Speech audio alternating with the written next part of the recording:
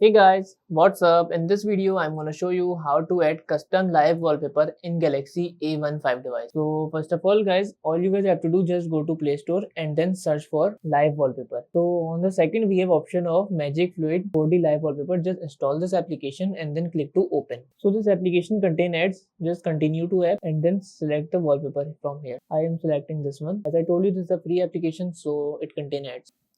So this is how it look like. Now just click to set wallpaper. Settings here, just allow auto burst, so it will be burst automatically. You can change the color, but I don't want to change it right now. So just click to apply. So this is how it look like. Now click to set wallpaper and then click to, if you want to set for home screen, you can select home screen. If you want to select for both, you can select for both. I am selecting home screen. Back and let's have a look.